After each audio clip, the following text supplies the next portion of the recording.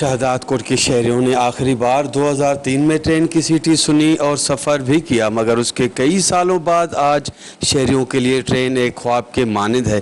जबकि दूसरी जानिब ट्रेन की पटरियों पर कब्ज़ा माफिया की जानिब से कब्ज़ा ताहाल बरकरार है और रेलवे इंतज़ामिया का कोई अता पता नहीं।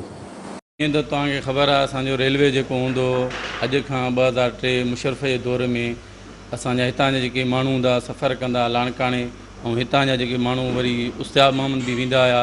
अॼु ताईं 20 सालनि ताईं असां इन ट्रेन जे सफ़र खां महरूम आहियूं ऐं ट्रेन इंतिज़ामिया जेके उते मैनेजमेंट वग़ैरह जेके बि उते आहिनि को स्टाफ को बि शइ न आहे, ईअं वीरान लॻो पियो आहे। असां इहो शइ चऊं था इहो शइ असांजे शहदादकोट में वरी बहाल थी वञे। जीअं अॻे असां ट्रेन जो सफ़र कंदासीं नंढे लाॻू ॾिसंदा हुआसीं ट्रेन क्रॉस कंदो त ॾाढो दिली सुकून मिलंदो, पर अॼु उन मुशर्रफ जे दौर खां वठी जेको असांजो ट्रेन जो सफ़र बंदि आहे उन जे लाइ ॾाढा असां परेशान आहियूं ऐं शहदादकोट जा जेके इंतिज़ामिया ऐं जेको अवाम आहे ॾाढो पुरसुकून इन जे लाइ असां चऊं था त जॾहिं रेलवे स्टेशन वरी असांजो बहाल थींदो असांखे ख़ुशी महसूसु थींदो। इन जे लाइ फ़ौरन को अहिड़ो एक्शन खयो वञे ताकी असल में रेलवे जो निज़ाम जेको हुयो असांखे मां सम्झां थो त अंग्रेज़ जे दौर खां मिलियल हुयो ऐं उन निज़ाम खे हथ वठी पाकिस्तान जे हुकुमराननि तबाह कयो आहे। रेलवे ट्रांसपोर्ट माफ़िया जेका आहे असांजे ख़ासि करे जेका असांजो वज़ीर आज़म थियो ज़फ़रुल्लाह जमाली उन दौर खां वठी ऐं जेको आहे त मुशर्रफ जे दौर या रेलवे बंदि थी आहे ऐं हफ़्ते में हिकिड़ो ॾींहुं हलंदी सूमर ते वरी उहा बि बंदि थी वई।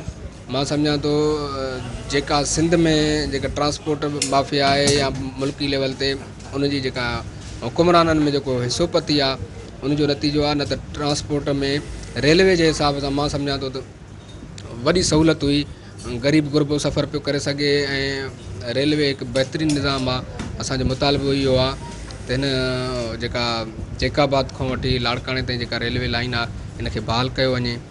शहरियों का ट्रेन के सहूलियात के हवाले से मज़ीद कहना था कि जिस तरह आज वैन और बस के किराए आसमान तक पहुंच गई हैं, अगर इसके मुतबादिल उसकी जगह एक बार फिर ट्रेन सर्विस शुरू की जाए तो शहरियों के लिए किसी नेमत से कम नहीं होगा। कैमरा टीम के साथ गुलाम अली ब्रावई, वॉच टीवी, शहदादकोट।